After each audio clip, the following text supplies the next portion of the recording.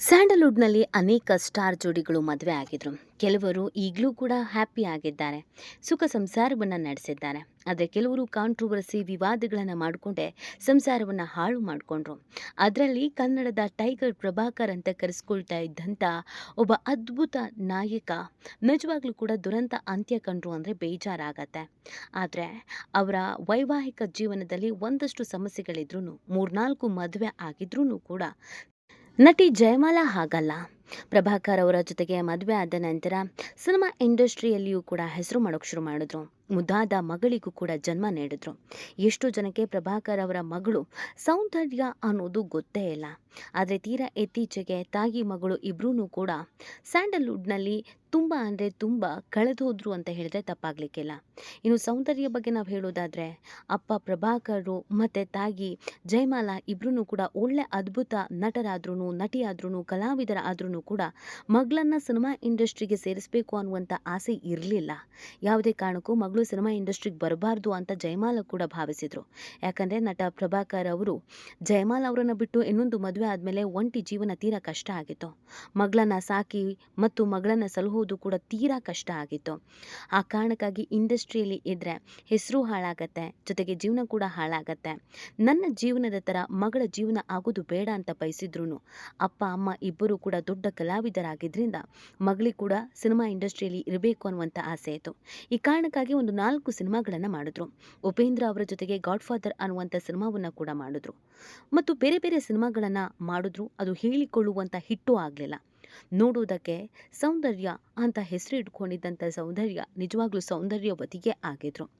ಒಳ್ಳೆ ಅಭಿನಯ ಕೂಡ ಮಾಡ್ತಾಯಿದ್ರು, ಡ್ಯಾನ್ಸ್ ಕೂಡ ತುಂಬ ಚೆನ್ನಾಗೇ ಮಾಡ್ತಾಯಿದ್ರು. ಆದರೆ ಅವರು ಮಾಡಿದಂಥ ಸಿನಿಮಾಗಳು ಹಿಟ್ಟಾಗಲಿಲ್ಲ. ಅದಾದಮೇಲೆ ಜಯಮಾಲಾ ಅವರು ರಿಕ್ವೆಸ್ಟ್ ಮಾಡ್ಕೊತಾರೆ ಮಗಳಿಗೆ, ನನ್ನ ಹಾಗೆ ನಿನ್ನ ಜೀವನ ಆಗಬಾರ್ದು ಅನ್ನುವಂಥದ್ದು ನನ್ನ ದೊಡ್ಡ ಬಯಕೆ ಆಗಿದೆ. ನೀನು ಡಾಕ್ಟರ್ ಆಗಬೇಕು, ಚೆನ್ನಾಗಿ ಓದಬೇಕು ಅನ್ನೋದು ನನ್ನ ಆಸೆ. ನೀನು ಎಷ್ಟೇ ಕಷ್ಟಪಟ್ಟು ಓದಿದ್ರು ನಾನು ಅಷ್ಟೇ ಕಷ್ಟಪಟ್ಟು ಓದಿಸ್ತೀನಿ ಅಂತ ಹೇಳಿದ್ರು. ಅದಾದಮೇಲೆ ಜಯಮಾಲಾ ಅವರ ಮಗಳು ಸೌಂದರ್ಯ ಸಿನಿಮಾ ಇಂಡಸ್ಟ್ರಿಗೆ ಗುಡ್ ಬೈ ಹೇಳ್ತಾರೆ. ಅದಾದಮೇಲೆ ಅವರು ಲಂಡನ್ಗೆ ಹೋಗ್ತಾರೆ.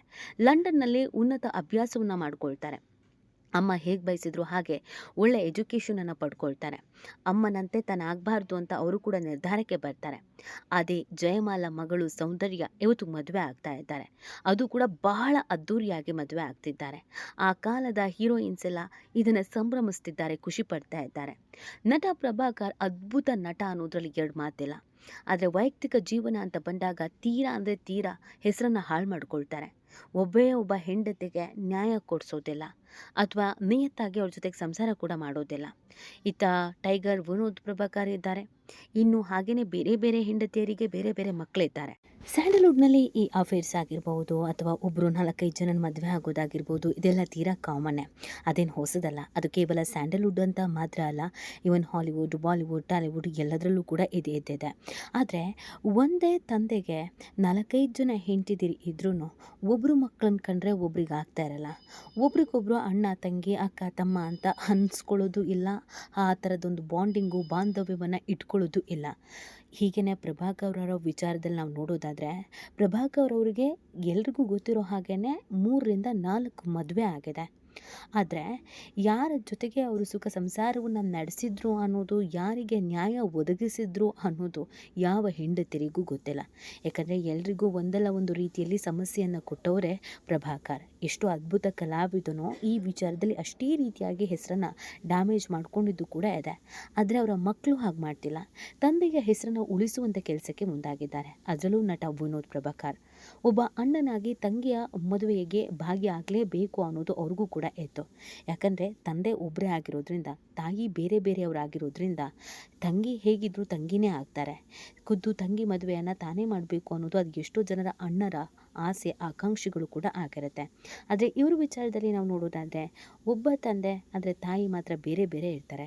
ಎಷ್ಟೋ ಮನೆಯಲ್ಲಿ ಗಂಡು ಮಕ್ಕಳು ಈ ಥರ ಒಪ್ಕೊಳ್ಳೋದೇ ಇಲ್ಲ. ತನ್ನ ತಂದೆ ನನ್ನ ತಾಯಿಗೆ ಮೋಸ ಮಾಡಿದ್ದಾರೆ, ನಮಗೆ ಅನ್ಯಾಯ ಮಾಡಿದ್ದಾರೆ, ಅವ್ರನ್ನ ಜೊತೆಗೆ ನಾವ್ಯಾಕಿರಬೇಕು, ಅವ್ರನ್ನ ಕಂಡ್ರೆ ನಮಗಾಗಲ್ಲ, ಈ ಥರ ಹೇಳ್ಕೊಂಡು ಓಡಾಡ್ತಾ ಇರ್ತಾರೆ. ಆದರೆ ವಿನೋದ್ ಪ್ರಭಾಕರ್ ವಿಚಾರದಲ್ಲಿ ಅದು ಉಲ್ಟಾ ಆಗಿದೆ. ಪ್ರೀತಿಯ ತಂಗಿ ಮದುವೆಯ ಮಮತೆಯ ಕರೆಯೋಲೆ ಕೊಟ್ಟಾಗ ಅಣ್ಣ ಇಲ್ಲ ಅಂತ ಹೇಳಿಲ್ಲ, ಖುದ್ದಾಗಿ ತಂಗಿಯ ಮದುವೆಗೆ ಹಾಜರಾಗಿದ್ದಾರೆ. ಅಣ್ಣನಾಗಿ ಬಂದು ಆಶೀರ್ವದಿಸುವ ಹಾರೈಸುವ ಕೆಲಸವನ್ನು ನಟ ವಿನೋದ್ ಪ್ರಭಾಕರ್ ಮಾಡಿದ್ದಾರೆ. ಇದನ್ನು ನೋಡಿದ ಅವರ ಅಭಿಮಾನಿಗಳು ನಿಜವಾಗ್ಲೂ ಇದು ತುಂಬ ಒಳ್ಳೆಯ ವಿಚಾರ, ಒಳ್ಳೆಯ ಕೆಲಸ.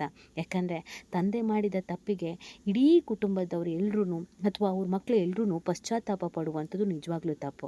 ಅಥವಾ ದ್ವೇಷ ಮಾಡೋದಾಗಿರ್ಬೋದು, ಗಲಾಟೆ ಮಾಡೋದಾಗಿರ್ಬೋದು, ನಮಗೂ ಅವ್ರಿಗೂ ಸಂಬಂಧವೇ ಇಲ್ಲ ಅನ್ನುವಂಥ ವರ್ತನೆ ಆಗಿರ್ಬೋದು, ಇದೆಲ್ಲ ಸೂಕ್ತವೂ ಅಲ್ಲ. ನಮಗೆ ಒಬ್ಬನೇ ತಂದೆ ಅಂದರೆ ಒಂದೇ ರಕ್ತವನ್ನು ಹಂಚ್ಕೊಂಡು ಹುಟ್ಟಿರ್ತೇವೆ. ಆ ಕಾರಣಕ್ಕಾಗಿ ನಾವು ಸ್ವಂತ ಅಣ್ಣ ತಂಗಿನೇ ಆಗಿರೋದ್ರಿಂದ ನಾವು ಕೂಡ ಈ ಕಷ್ಟ ಸುಖ ದುಃಖ ಈಗಳಲ್ಲಿ ಭಾಗಿಯಾಗಲೇಬೇಕು. ಒಬ್ಬ ಅಣ್ಣನಾಗಿ ಬೆನ್ನಿಗೆ ನಿಂತು ತಂಗಿಗೆ ಧೈರ್ಯ ಹೇಳಬೇಕು, ತಂಗಿಯ ಜೊತೆಗೆ ಒಡನಾಟವನ್ನು ಇಟ್ಕೊಳ್ಬೇಕು ಅನ್ನೋದು ಕೂಡ ಇದ್ದೇ ಇರುತ್ತೆ. ವಿನೋದ್ ಪ್ರಭಾಕರ್ ಎಲ್ಲವನ್ನ ಮರೆತು ನನ್ನ ತಂದೆ ಮೋಸ ಮಾಡಿದ್ದಾರೆ, ಇನ್ನೊಂದು ಮದುವೆ ಆಗಿದ್ರು ಅಥವಾ ನಮಗೆ ಮೋಸ ಮಾಡಿದ್ದಾರೆ, ಈ ಥರದ್ದು ಯಾವುದನ್ನು ಕೂಡ ತಲೆಯಲ್ಲಿ ಇಟ್ಕೊಳ್ಳದೆ ಕರೀತಾ ಇದ್ದ ಹಾಗೆಯೇ ತಂಗಿಯ ಮದುವೆಗೆ ಬಂದು ಶುಭ ಹಾರೈಸಿದ್ದಾರೆ. ನಟ ವಿನೋದ್ ಪ್ರಭಾಕರ್ ಅವರು ಅವರ ಮುದ್ದಾದ ಹೆಂಡತಿಯ ಜೊತೆಗೆ ಬಂದು ಈ ಫ್ಯಾಮಿಲಿಯಲ್ಲಿ ತಾನೂ ಕೂಡ ಒಬ್ಬ ಮತ್ತು ನನ್ನ ತಂಗಿ ಆಕೆ ಅಂತ ನಿಂತು ಆಶೀರ್ವಾದ ಮಾಡಿ ಹೋಗಿದ್ದಾರೆ. ನಿಜವಾಗ್ಲೂ ಇದು ಒಳ್ಳೆಯ ವಿಚಾರವೇ. ಅಷ್ಟೇ ಅಲ್ಲದೆ ತಂಗಿಗೆ ಗಿಫ್ಟನ್ನು ಕೂಡ ಕೊಟ್ಟಿದ್ದಾರೆ. ಒಂದು ಬಾಕ್ಸ್ನಲ್ಲಿ ಒಂದು ಗಿಫ್ಟನ್ನು ಕೊಟ್ಟಿದ್ದಾರೆ. ಏನು ಎತ್ತ ಅನ್ನೋದ್ರ ಬಗ್ಗೆ ಕ್ಲಾರಿಟಿ ಇಲ್ಲ.